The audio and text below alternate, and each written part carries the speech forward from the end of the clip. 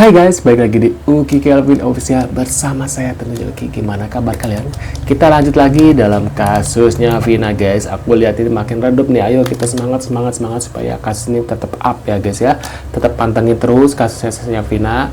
Nggak harus tonton video aku, tonton video-video yang lain juga kalian harus tontonnya supaya kasus ini nggak redup ini. Aduh, aku lihat kayaknya redup nih guys ya.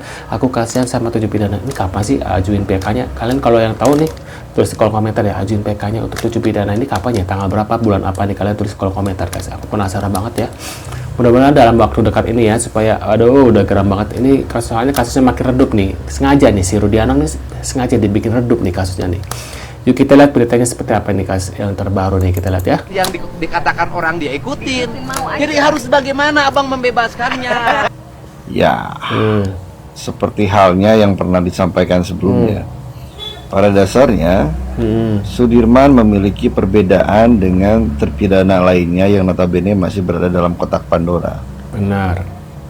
Hal-hal tersebut memang berkaitan dengan kelemahan yang dimiliki oleh Sudirman, hingga pada akhirnya posisi dan kondisinya rumit dan terjepit. Maka dibutuhkan ketelatenan dan kesabaran untuk melihat dan menganalisis terkait apa yang terjadi dengan Sudirman, yang tentunya berkaitan dengan upaya-upaya hukum yang akan dilakukan ke depannya. Ya, bila dikatakan keterbelakangan mental rasanya terlalu berlebihan memang. Mungkin jauh lebih tepat bila Sudirman ini dikatakan tidak dapat menerima pressure. Maka di saat Sudirman menerima pressure akan mengganggu psikologis yang dimiliki oleh Sudirman itu sendiri. Ada rasa khawatir, ada rasa takut yang cukup berlebihan. Bahkan dapat dikategorikan pula Sudirman memiliki kelemahan dalam menerima informasi. Berpikir informasi pun rasanya sedikit rumit untuk Sudirman, atau lebih tepatnya tidak cakap dalam berpikir. Maka rasanya tim kuasa hukum membutuhkan kesabaran, ketelatenan dalam menganalisis terkait upaya-upaya hukum yang akan dilakukan di beberapa waktu ke depan. Ya, ada tinjauan yang berbeda, ada hal-hal yang cukup berbeda dalam memperlakukan terpidana dengan Sudirman. Tentunya akan sangat berbeda. Ya, posisi Sudirman pada dasarnya sedikit lebih rumit dibandingkan terpidana lainnya. Ya, dibutuhkan kesabaran dari kuasa hukum untuk bersikap, untuk mempertimbangkan dan lain sebagainya yang berkaitan dengan upaya hukum yang akan dilakukan. Wow. Maka mari kita cermati saja apa langkah-langkah yang akan dilakukan oleh tim kuasa hukum, karena rasanya memang tim kuasa hukum membutuhkan ekstra kerja keras, effort yang lebih dibandingkan sebelumnya, dan tentunya dibutuhkan kecakapan dalam menggali setiap informasi dan lain sebagainya yang berkaitan dengan Sudirman. Ya, special person, special case. Alright. Kayaknya Mabes Polri segera mengambil AIP ini, diproses, dia memberikan keterangan palsu, pidanakan dulu, karena dia siap menggantikan posisi ke 8 atau 7 terpidana yang masih ada di dalam. Aib dan Dede tak bisa dipisahkan dari Rudiana. Dan sekarang Aib dan Dede, saya nggak tahu posisi terakhir informasi dari Mas Sugro, dia apa nih, mempersoalkan Rudiana atau gimana? Ya, dia mempersoalkan Rudiana. Aib ini kan sudah kenal. Jadi biasa kalau orang dinas di narkotik tuh punya cepu, punya jaringan tuh biasa. Oke. Gitu. Jadi mungkin ditanya-tanya, siapa nih kira-kira yang suka nongkrong? Nah, yang suka nongkrong banyak, tapi ketanya siapa yang suka bunuh orang, kan pasti orang nggak ada yang ngaku. Oke. Siapa yang suka makan tahu?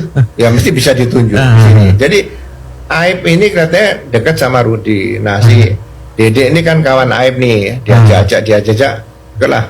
Menurut keterangan yang sampaikan ya ikut-ikutan saja. Tapi akhirnya Aib kan menyatakan dia sanggup dituntut karena dia telah memberikan keterangan palsu. Nah, sebaiknya Mabes Polri segera mengambil AIP ini, diproses, dia memberikan keterangan palsu, pidanakan dulu, karena dia siap menggantikan posisi ke 8 atau 7 terpidana yang masih ada di dalam. Nah, ini yang jadi novum baru yang sangat bagusnya. Dede ini, Aib dan Dede itu. Iya. Dan sebenarnya bukan hanya jadi novum, tapi juga pembuka tabir siapa perekayasanya kan gitu kan. Dia bikin keterangan palsu kan, apa Iya. maunya dia sendiri atau dia di skenario kan gitu Iya kan. betul dong. Mereka ini orang apa tukang cuci mobil udah keliling-keliling kemana seperti ini kan, duitnya dari mana kalau nggak pernah jadi, mohon maaf kalau jadi cepu, jadi informan kan ya, duit dari mana dia? Jangan-jangan si Aib juga pemakai juga guys ya. Bener kata Bapak ini ya. Waduh, saya salut Pak. Emang si Aib adalah mungkin emang ini ya bawahannya dari Rudianong dan Gugun Gumilar dan satu lagi Aris Papua ya. Seperti itu guys ya. Sudah ini ya. Dede ini diarahkan oleh DM, ya kan? Seorang namanya DM yang membawa semua orang ini ke Peradi. Waduh, si bapak ini kan ini ya mantan narapidana, tapi kok bisa ya hanya di Konoha doang ya orang-orang seperti ini bisa menjadi pengacara, bisa menjadi ahli hukum ya, padahal dia sendiri pernah terjerat hukum guys ya. Orang ini nih yang berkumis nih. Bahkan dalam hal ini karena DM, dalam hal ini mantan bupati, kalau nggak salah ya, mohon maaf kalau saya salah, itu makanya ditanggapin. Kemudian dibuat suatu tim. Jadi itu urusannya peradilan, saya nggak ikut campur. Tapi dalam hal ini Pak, Dede itu kan pasti bisa dijerat Pak. Andai kata terbukti Dede ini nggak benar dan atau saksi-saksi lainnya itu ternyata tidak benar Pak, dia bisa dijerat pasal 55 Pak, Yuntu pasal 221, Yuntu pasal 242, atau dalam hal ini Yuntu 28 ayat 1 45A yang Undang-Undang Nomor 1 2024 tentang perubahan kedua dan Undang-Undang ITE. Dan dalam ini Pak ya, saya hanya bisa menyarankan kita sebagai advokat Pak, kita itu jangan a priori Pak, baik terhadap penyidik, baik terhadap klien, baik terhadap saksi. Kita harus terbuka dalam hal ini Pak. Di dalam hal ini Pak, pengaruhnya Dede itu sebagaimana tadi rekan Elsa juga menyampaikan, saksinya itu banyak Pak, bukan hanya satu orang.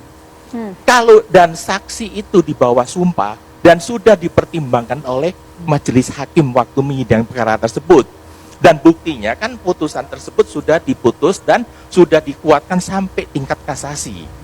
Dengan demikian Pak, satu-satu jalannya adalah melalui upaya luar biasa PK.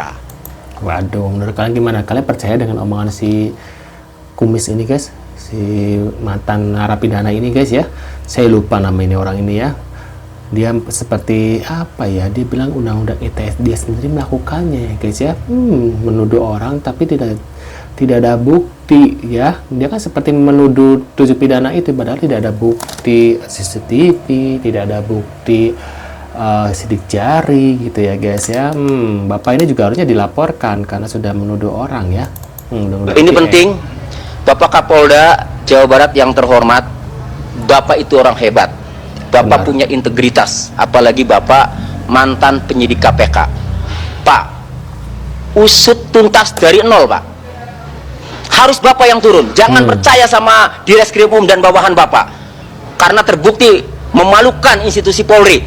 Setelah diputus, Peggy Setiawan bebas, padahal dia dengan yakinnya ya, dengan alat bukti dan segala macam, Peggy Setiawan adalah tersangka yang perong lah apalah ya, itu tidak berdasarkan hukum, tidak berdasarkan ilmu kriminologi. Bapak Kapolda harus turun mulai dari nol Pak, jangan percaya sama bawahannya ya. Lakukan itu scientific crime investigation.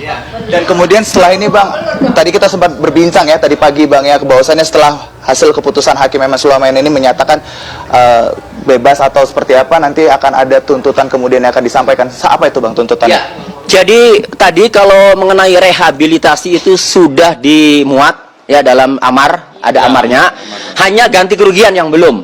Oleh karenanya ya, supaya jangan meremehkan kuli bangunan, kami tim penasihat hukum dari kuli bangunan Peggy Setiawan ini akan mempertimbangkan untuk melakukan gugatan ganti kerugian. Ganti kerugian itu ada dua, satu material, dua imaterial. Itu. Siap Bang. Setelah melihat video ini kalian gimana? Kalian punya komentar? Tulis di kolom komentar. Terima kasih sudah hadir dan jangan lupa bantu subscribe. Oke Kelvin, sampai jumpa di video selanjutnya. Sehat selalu ya guys ya. See you guys.